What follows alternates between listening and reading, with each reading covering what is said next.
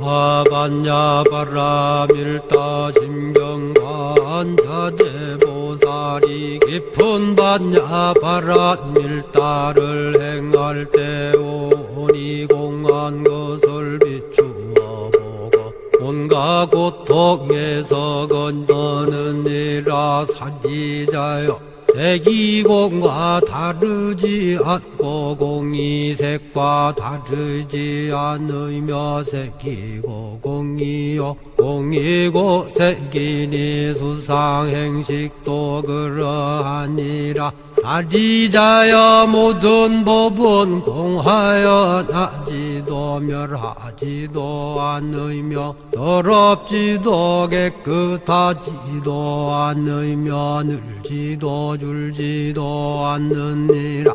그러므로 곧 가운데는 색이 없고 수상행식도 없으며 안이비설신의도 없고 색성향미촉법도 없으며 눈의 경계도 의식의 경계까지도 없고 무명도 무명이 다함까지도 없으며 늙고 죽음도 늙고 죽음이 다함까지도 없고 고진열도도 없으며 지혜도 듬도 없느니라.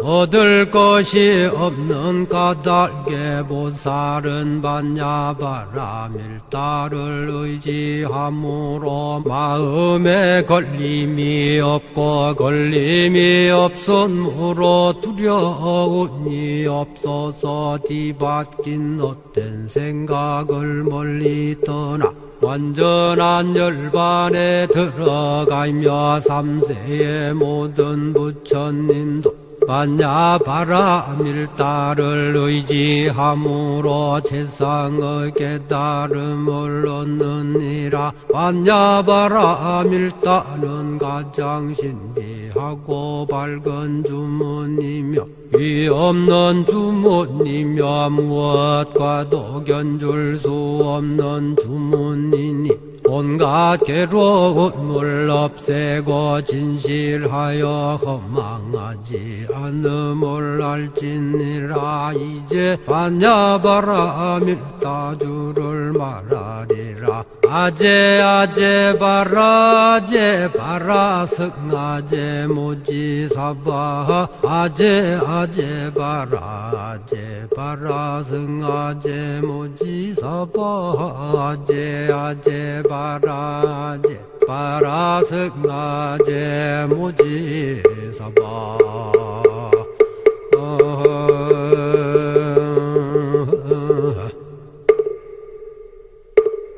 그런데 보통 보면은 지식인들이 종교적인 정서, 불교로 말하면은 불교적인 정서에 젖어들지 못하는 것은 뭐 때문이냐? 지식이라는 게 사실은 굉장히 오만스러운 겁니다. 오만스러워. 안다는 거, 이게 오만을 동반하는 거예요. 한국 사회의 문제가 뭡니까? 좀 배웠다는 사람들의 오만과 좀 재산을 많이 소유하고 산다는 부자들의 오만이에요. 좌우 갈등이 아니에요. 알고 보면은 지식인들의 오만과 가진 자들의 오만이 어떤 면에서 국민 전체에, 나라 전체에 좋지 않은 악영향을 많이 끼치고 있다고 볼 수 있을 거예요. 네. 내가 작년입니까 재작년입니까 여기 영국 옥스포드 대학에 있는 콤브리지라는 학자가 와서 강연을 했다는 얘기를 들었어요. 마침 신문을 보니까 그 신문에 인터뷰 기사가 한 명이 나와 있어요. 중앙일보든가. 네. 왔는데 이분이 그 신문 기사에 의하면은, 신문에 보도된 내용대로면은 옥스포드에서 50년, 50년인가 뭐 불교, 영국 쪽은 주로 근본불교 아닙니까? 이걸 강의했대요. 그랬는데 읽다가 뭘 느꼈느냐면은 인터뷰 기사 중에 기자가 네, 불교 학자인데 불교를 얼마나 독실히 믿습니까? 이런 질문을 했어요. 그러니 나는 불교 안 믿는다 이거예요. 나는 불교 안 믿는다는 거예요. 나는 불교를 가르치고는 있는데 불교를 믿지 않는다. 물론 이제 솔직하게 말할 수 있죠. 그런데 50년 반세기 아닙니까?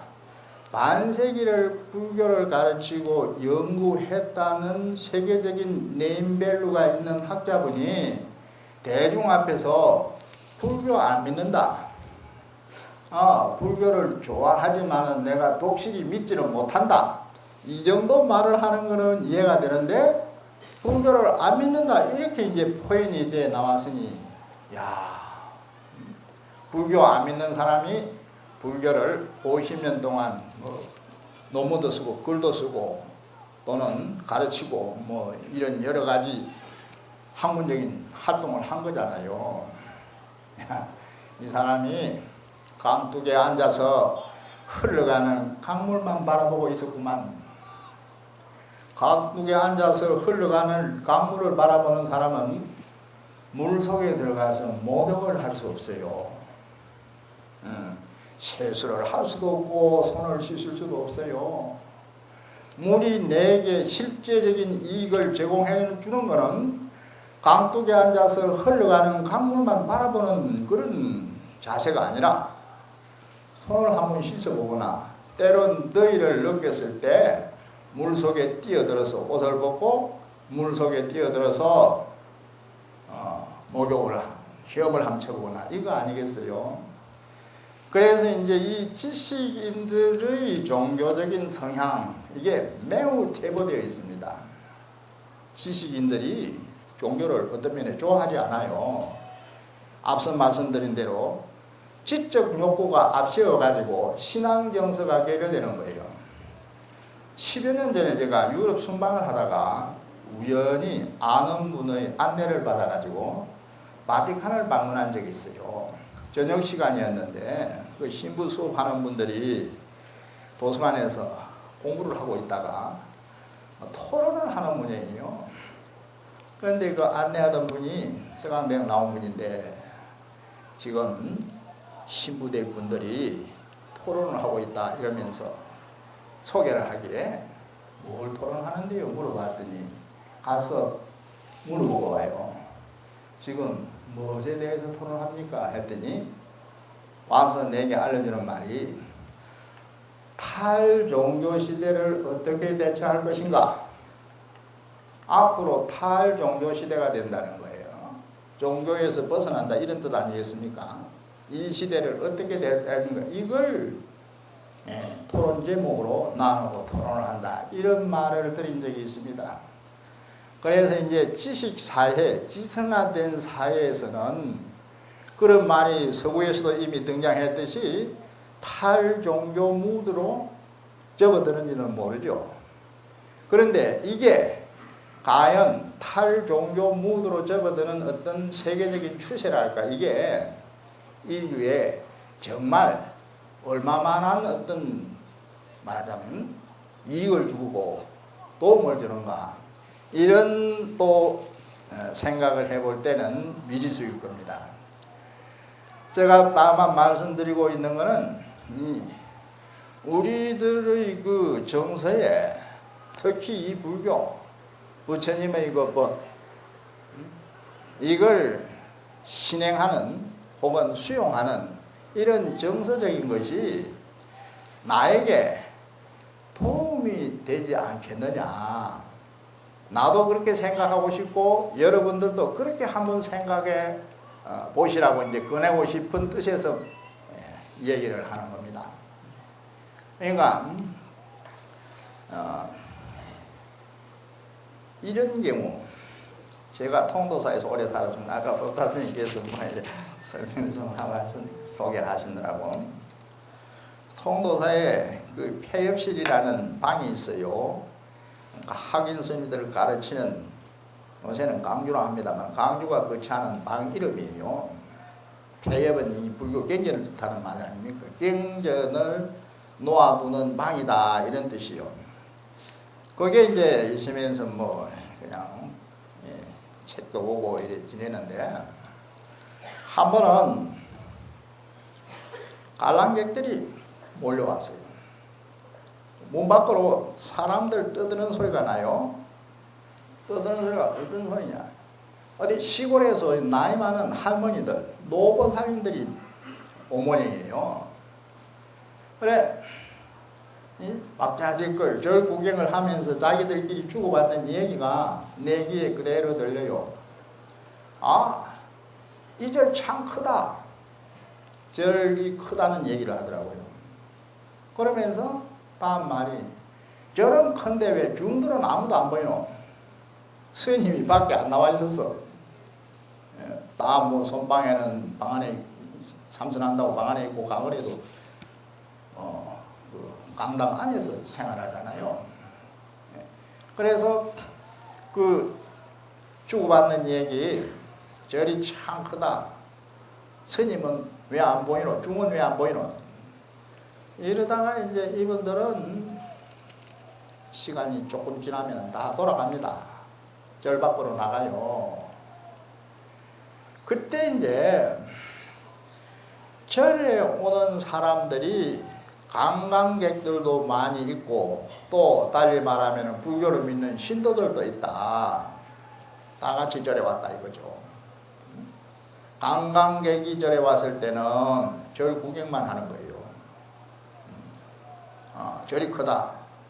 뭐 왜 스님들이 안 보이느냐? 그 사람들은 법당에 잘 안 들어오죠. 법당에 안 들어옵니다.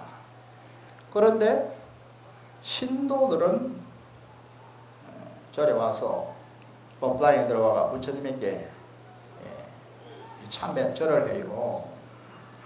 그럴 때 그냥 누가 객관적으로 그 사람의 그 행동이랄까 이걸 그냥 보고 있는 사람이 있다 할 때, 자, 절에 오기는 왔는데 절이 크다, 스님이 안 보인다, 이런 그 뭐 단순하게 느낀 자기 그 생각을 말하고 그냥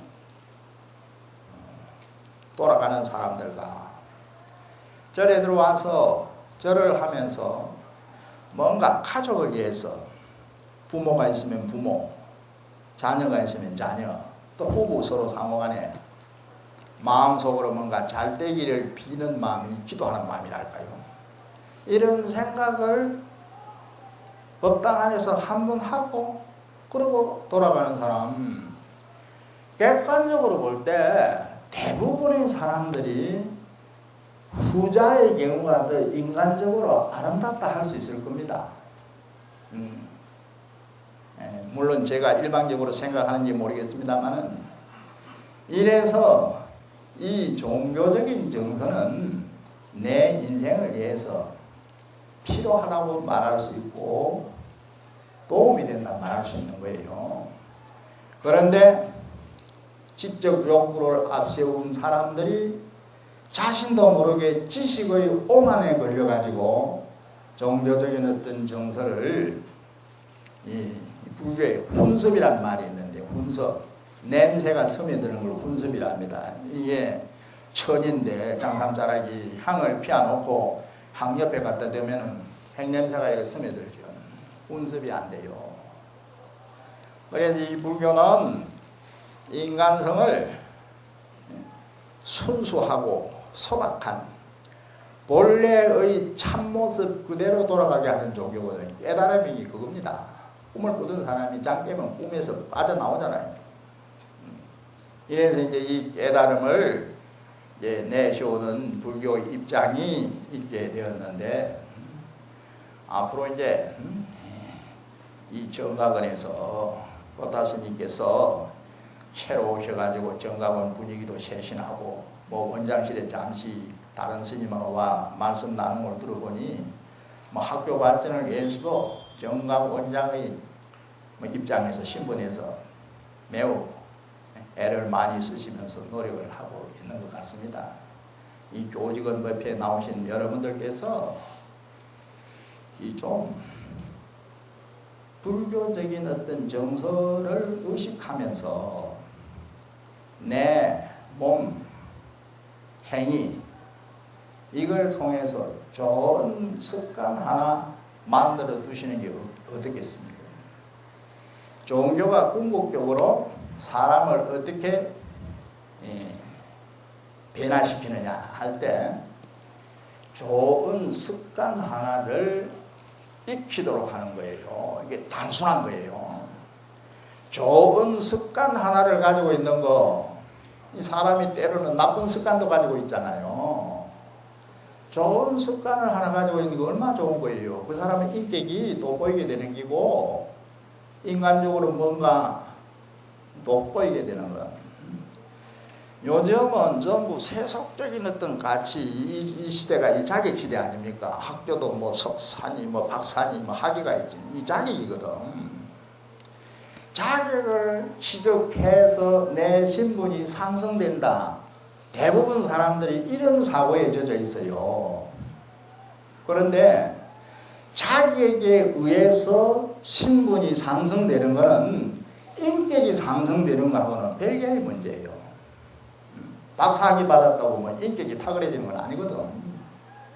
오히려 아까 말한 지적인 오만에 의해서 뭔가 소박한 사람들의 순수함을 무시하거나 짓밟는 결과가 나와요.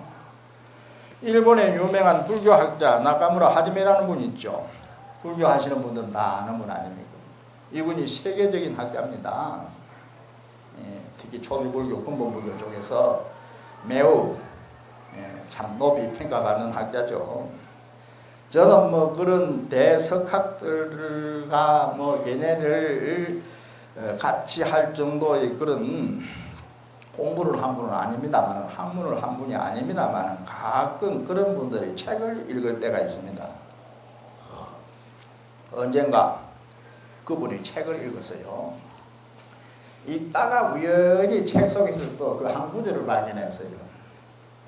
아주 이제 뭐 별것도 아닌 내용이라고도 볼 수 있는 건데, 부처님 생애에 팔상도라는 게 있습니다. 한전에서도 많이 나오죠. 부처님의 일생을 8폭으로서 설명하는 내용이 팔상도라는 겁니다. 그 이제 팔상도에 대해서 설명하는 그 내용 가운데 있는 얘기인데, 한전에도 이런 내용이 나요.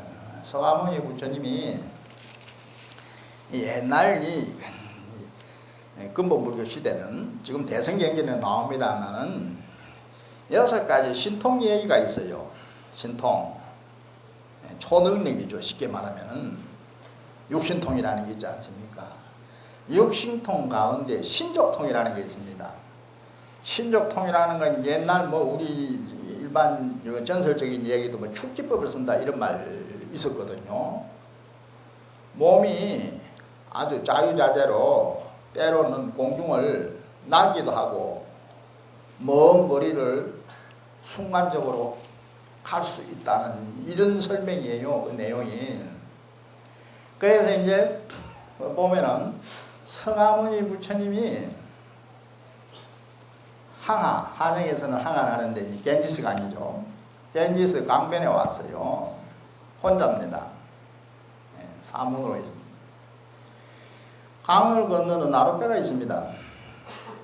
그래서 이제 사람들이 그 나룻배를 타고 강을 건너나가는 거예요. 그때 부처님이 수중에 요새 말로 하면 그 당시 화폐가 있었는지 모르겠지만 돈이 없었어요. 배싹을 지불할 수가 없었어요. 그래서 배싹은 보고 난 보다시피 출가 사문이니 그냥 좀 태워줄 수 없느냐 사정을 해요. 사정을 했더니 안 된다는 거예요. 배를 타려면 남과 똑같이 싹을 내야 된다는 거예요. 난 돈이 없다고 말하지 않았느냐. 그러면 돈이 없으면 못하는 거다. 분명한 일. 이래서 안 태워주고 가버려요. 서가모니 부처님을 안 태워주고 그냥 배가 떠나버립니다. 그때 할 수 없어서 서가모니 부처님이 끼러기처럼 날아요. 그 한전에 끼러기처럼 날아서 강을 건넸다 하는 구절이 있습니다. 날라가지고 신독통을 불어가지고 강을 건너서요. 이런 얘기를 나카무라 하지메라는 세계적으로 유명한 불교학자가 자기 책 속에서 얘기하다가 사족을 달아놔요. 내가 볼 때는 사족. 이런 얘기는 포에는 제가 지금 말하는 것과 꼭 일치되는 포에는 아닙니다. 허무맹랑한 얘기다. 뒤에 사람들이 전부 꾸민 얘기다. 상식적으로 설명하자면은 배사공이 자꾸 사정을 하기에 그냥 패아 주었구나. 누군가가 대신 배싹을 지불한 사람이 있어서 서가모니가 배를 타고 건넜지. 어떻게 기러기처럼 날아서 강을 건널 수 있었겠느냐. 사족을 달아놨더라고요. 이 사족을 달아놓은 걸 보고 이분이 학자불교의 함정에 빠져 있구나. 내 생각이 속으로 학자불교의 함정에 빠져 있구나. 그래서 학문이 어떤 자기 수행과 비례해서 깊이 들어가지 않으면은 오히려 학문 자체의 아까 말한 이 말을 너무 자주 썼으면 오만성이 내 인간성을 다운시킨다는 거예요. 업그레이드를 시키지 않고. 그래서 이 시대 지성인들이 해야 될 많은 역할이 있겠지만은 본래 인간의 근본, 불교는요, 이 근본을 중시하라. 이건 불교에서 뿐만 아니라 공자님 말에도 나오죠. 본립이 도생이라는 말이 논어에 나와요. 근본이 서야 도가 생긴다 이 말이에요.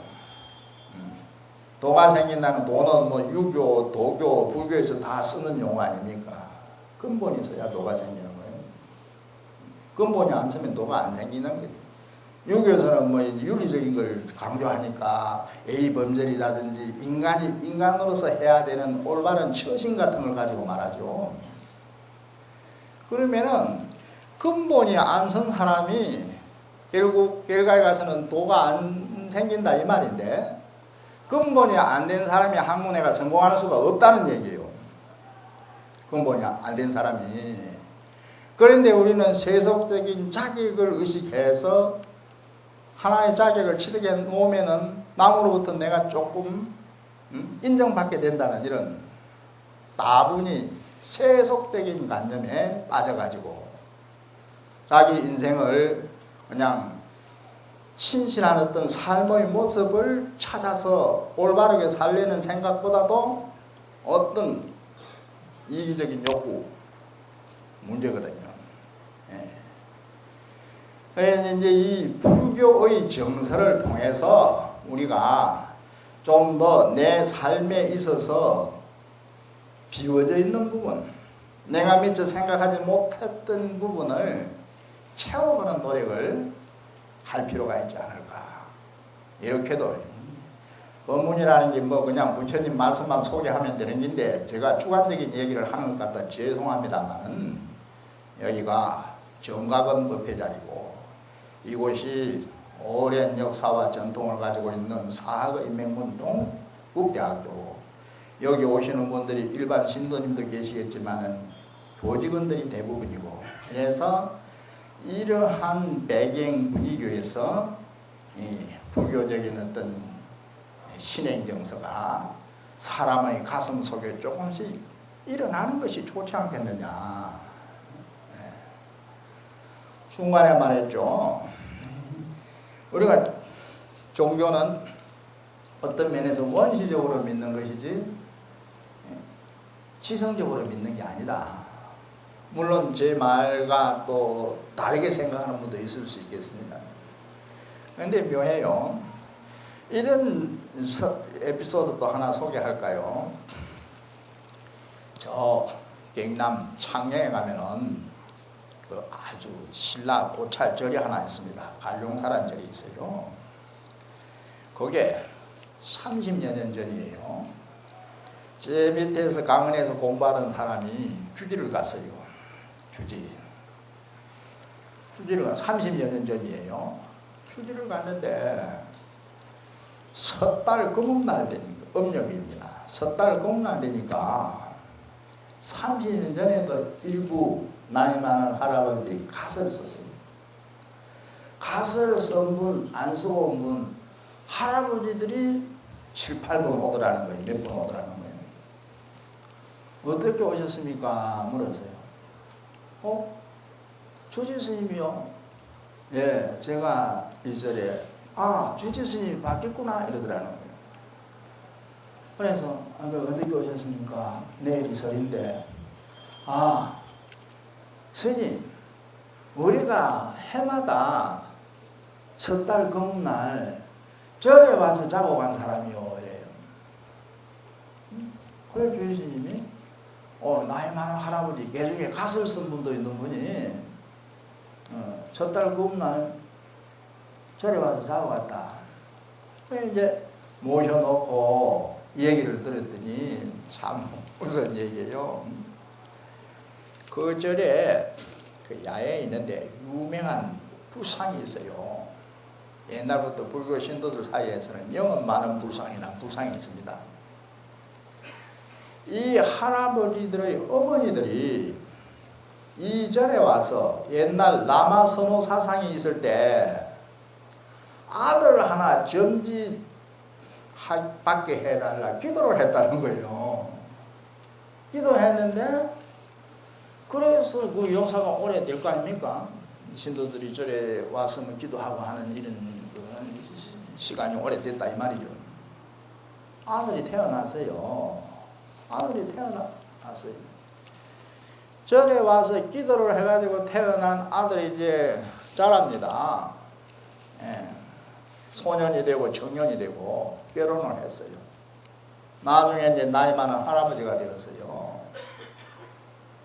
누군가가 서로 아는 거예요. 누군가가 제창을 했달까. 우리 절에서 기도해가지고 낳은 아들이라고 어머니가 그렇게 말해주지 않았느냐. 그러면은 우리가 어머니가 절에서 뭐 옛날 말로 불공을 들여서 낳은 자식들이니까 우리 언제 한 번은 절에 와서 하룻밤 자고 가자. 이게 찬성하는 사람이 생긴 거예요. 좋다. 그래서 몇 사람이 동의를 한 거예요. 이래서 처음에는 한 30명, 20몇 명, 30명 가까운 할아버지들이 모였다는 거예요. 그 절에 섣달 금날마다. 근데 연세가 많아져가 한두 명 돌아가신 거예요. 돌아가시고 30년 전 그 사람이 처음 주지로 갔을 때는 7, 8명 남았어. 20여 명이 타결을 하고 80대 뭐 이 정도 거의 80 정도 연령이 된 분들인데 그래서 이제 요새 사람들이 옛날 어머니가 절에 가서 기도, 불공을 해서 아들을 낳았다. 이런 얘기는 전설 속의 이 얘기로 받아들일 거예요. 그런데 이 얘기가 앞서 말씀드린 원시적인 얘기잖아요. 원시적인 거예요. 원시라는 것은 다시 말씀드리면 야만이 아니고 순수하고 소박한 거예요. 순수하고 소박한 인간의 본래 마음의 원행. 이게 중요한 거예요. 이걸 현 시대 이 고도의 문명 시대에 와야 상실하잖아요. 이걸 이제 살려주는 게 이 종교 정서예요. 특히 이제 불교는 인간의 어떤 사유를 가장 순수하고 밝게 드러나게 해주는 거예요. 관념이라는 거는 이게 잘못된 생각이 몸에 배이면은 잘못된 생각에서 잘못된 생각. 참 웃기더라고요. 뉴스를 듣다가 근래의 얘기인데 뉴스를 듣다가 잘 아시는 얘기입니다만 제가 뭐 이런 시사적인 얘기를 갖고 또 말을 만들어서 죄송합니다. 이 경상남도 지사를 하던 김태호 지사였죠. 옛날 그분이 국무총리 내전됐다가 낙마하고 말았잖아요. 낙마하고 근데 그분 주위에 제가 마산에도 산 인연이 있고 제 주위에 있는 분들이 그 지사님하고 친구 있는 분들이 있어요. 안타까워 하더라고요. 같이 그 사님들하고 고향을 했는데 그 안타까운 얘기를 하더라고요. 그때 내가 공연히 말창기를 하면서 참 말 한마디 실수를 할까? 왜? 이 거짓말 한마디 해가지고 그것 때문에 결국 뭐 공천이 안 됐다 이렇게 말할 수 있거든요. 뭐 노무현 대통령 시절 그 뭐 대통령을 그 도왔다는 게 굉장히 뭐 박연차인가 이분 그 당시 내 지사했을 때 그분이 노 대통령을 이렇게 도와주던 그런 참 분이고 나도 경상남도 지사로 있었기 때문에 그분하고 자주 만날 기회가 있었고 골프도 쳤고 밥도 먹었다. 그러나 부정한 정치 자금은 안 받았다. 솔직히 말했으면 될 텐데 남을 의식하다 보니 처음에 한마디 그냥 실수를 할까 본향이 거짓말을 했어. 거짓말을 하면 이걸 갖다 다시 변명하기 위해서 또 거짓말을 했어. 그러니까 우리가 속된 말에 찌개에 지가 넘어진다는 말이 있듯이 또 외무부 장관 뭐 딸을 어떻게 특혜했다고 낭만한 사람 생각하나 뭔가 저희가 있고 이 속을 앞세우는 순수하지 못한 생각이 한 번 내 마음을 지배해버리면은 그것에 의해서 내 자신의 지혜가 실종돼 버리고 걷잡을 수 없는 후회할 수 있는 일을 이야기하는 거예요. 오늘 우리 상자들에 들었는데 반기문 유엔 사무총장 얘기를 하더라고요.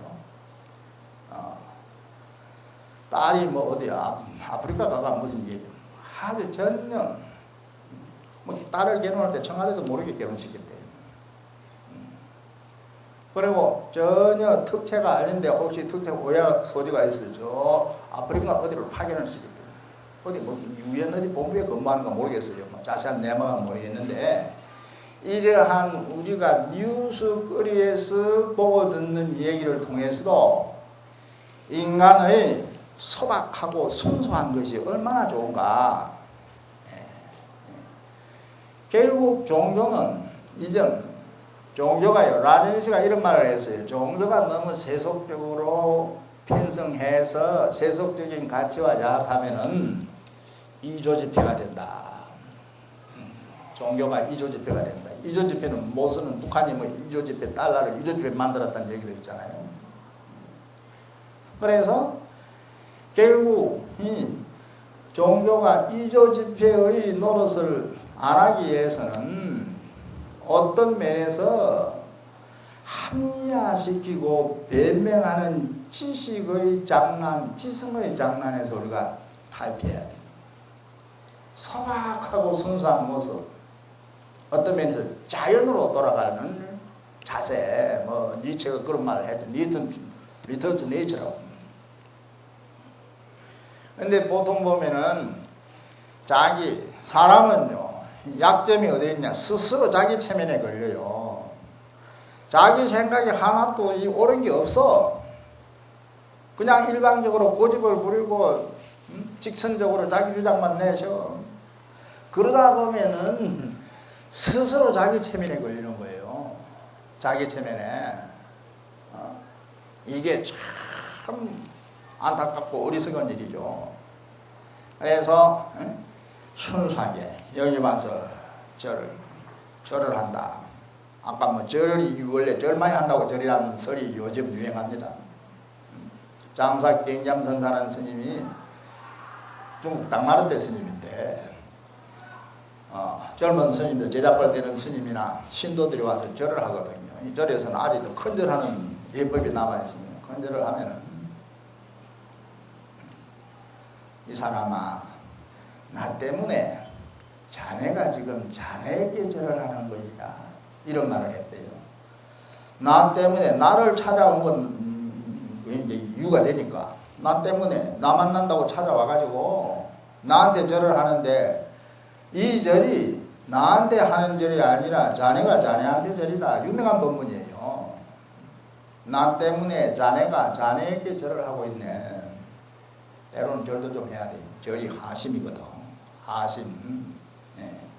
그래서 편안한 마음으로, 부담 없는 마음으로, 참 멀리 있는 친구가 생각나서 한번 만나고 싶다, 찾아가고 싶다는 마음으로 이게 자연스럽게 되어가지고 소박하고 순수한 상태가 되어가지고 이 정각은 법당을 들어오는 교직원 수가 늘어나고 할 때 학교 잘 될 뿐만 아니라 개개인이 잘 되고 가족도 잘 되는 거예요. 종교는 아직도 영험이 있거든요. 또 기적이 있거든요. 과학이 이미 고도로 발달돼 가지고 과학 만능이 되었다 생각하는 사람들이 많습니다. 그런데 이것도 아이러니컬하더라고요. 언젠가 전에 뭐 무궁화 이성인가 뭐 발사할 때 고사 비슷한 걸 지나더라고요. 고사를 지내더라고요. 대학에 봉직하고 있는 분들에게 불교적인 정서가 조금 이렇게 일어났으면 좋겠다는 개인적인 바람에서 주선는 얘기를 합니다. 죄송합니다. 얘기 마치겠습니다.